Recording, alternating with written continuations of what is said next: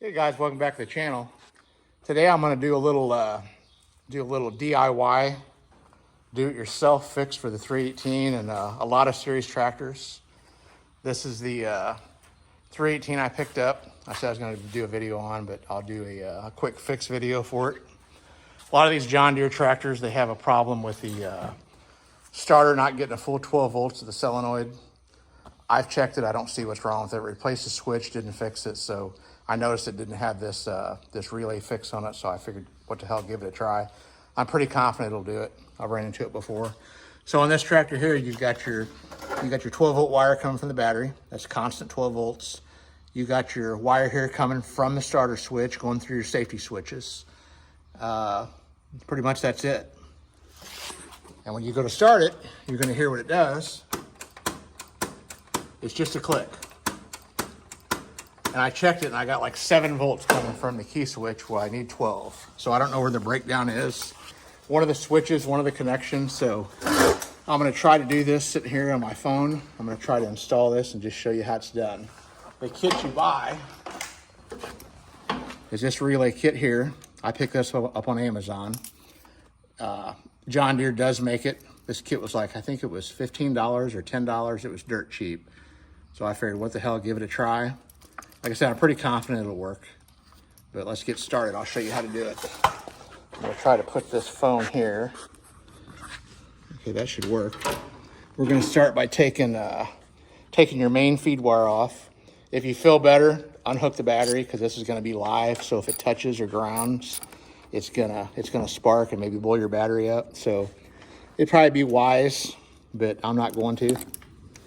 So we're gonna take this nut off. We're gonna slide the red positive over the spade. We're gonna put the nut back on. This is probably about the 6th tractor I've done this to. There is a problem when it does this, but back in the day when these things would go to the dealer, this is exactly what the dealer would put on them. Okay, that's tight. Then all we're gonna do is we're gonna run a ground. So if you look right there, there's your main ground coming from the battery. So we're gonna copy that ground. We're gonna go to the same one.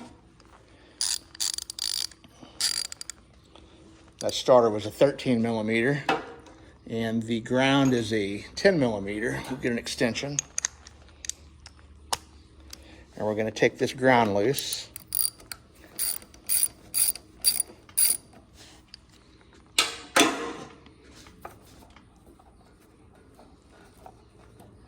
And we're gonna run the ground wire on the relay to this ground, because I know it's a good ground.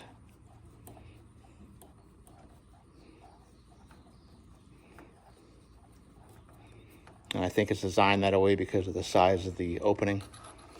So we're gonna take this, and we're gonna run it up here,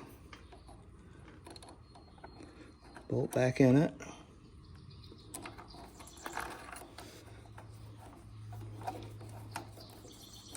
I can't really zoom out anymore, but you get the idea.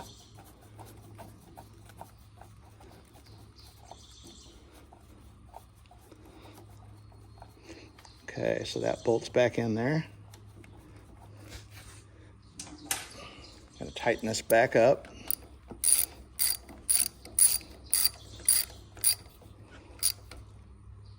That's tight.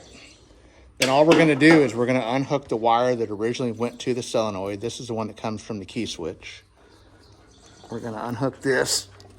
It's on there, off the starter. We're gonna hook our white wire to the starter.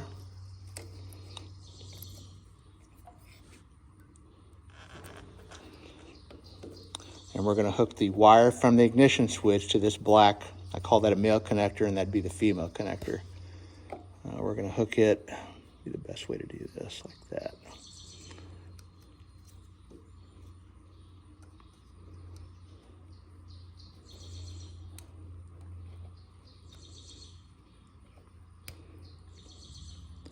If I could see it.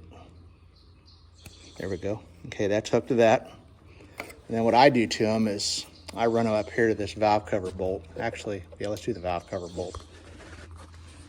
Because if we don't need a ground on that, that should be an 8mm. I think there'll be enough room for the side shield.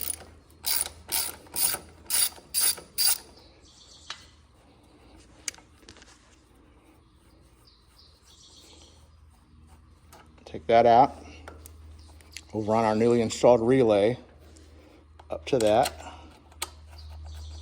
And if your side panels don't fit back on, just move it. But no, that won't work. That's got a it's got a shoulder on it, so that's not going to work. Let's see if we can reach the bracket to pull the engine out with. Tighten that one back up. It's a valve cover. It's plastic, so don't get crazy with it. Will it reach that one up there?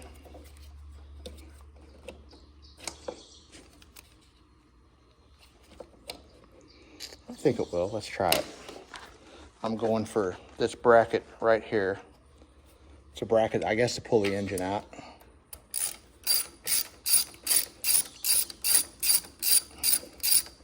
Really just looking for a mounting spot for it.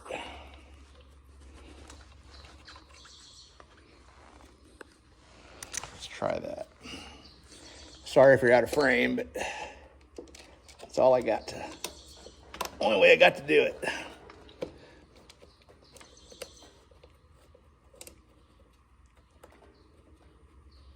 Let's see if I don't think it'll grab. See if we can maybe get a, no, we can't get a little more. Can't get to that bolt. And we can't get to that.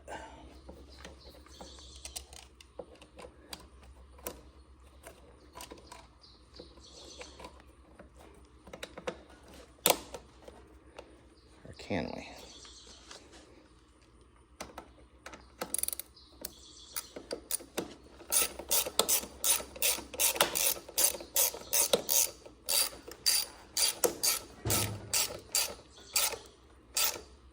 Yeah, we're there.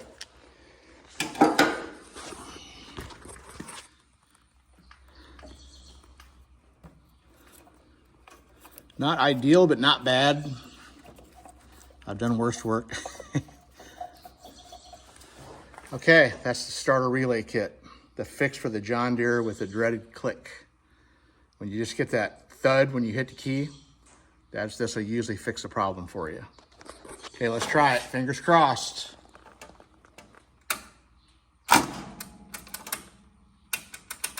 Okay, that didn't work. Why didn't it work? Let's see if we got to make sure we got a good ground. I think we lost connection.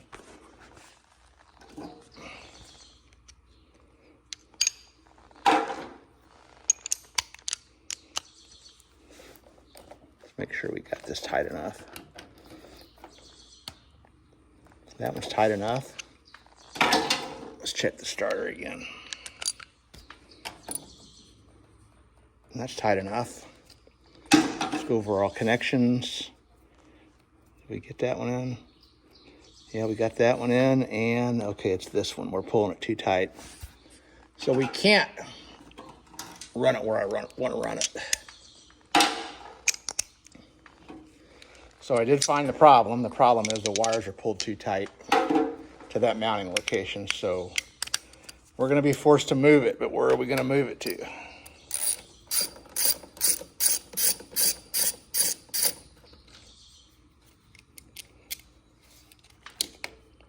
Can't use that one. Trying to get you back in the frame. Haven't done many of these how-to videos, so bear with me.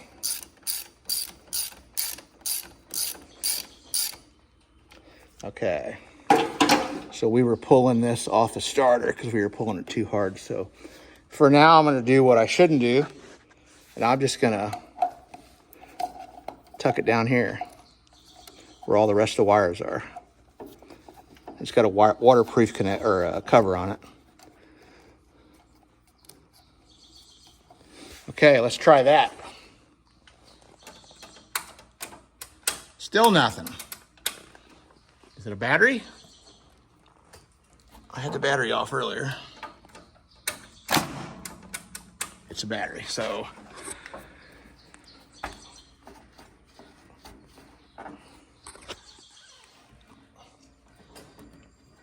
Now it'll go. And you hear how loud that click was? That's just because the battery's losing connection. Not the same as before.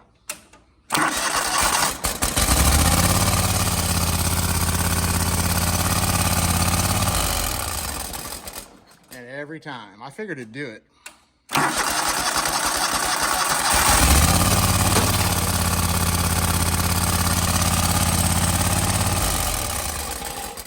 Okay guys, that's the how to install the starter relay fix on the John Deere 300 series. I think it'll fit some of the 200 series, the later model tractors that had the clicking problem. But like I said, that battery it had a good connection, but I've had it off. I've been testing everything. And nothing I could do would, even with a jump box on it, it wouldn't do it. So yeah, I'll figure out a place to mount this. There's lots of places. I hate to break the bolt loose at the, you know, I could put it right there. I think that'll work. Let's try that real quick. What size was that? Was that an 8? Let's see. That is a 10.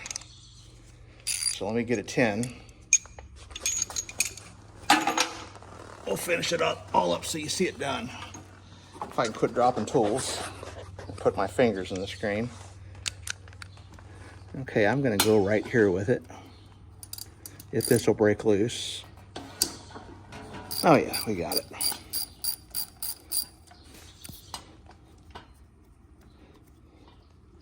This will keep it out of the way. Probably a better idea than the last spot I had. The hood definitely won't hit it here.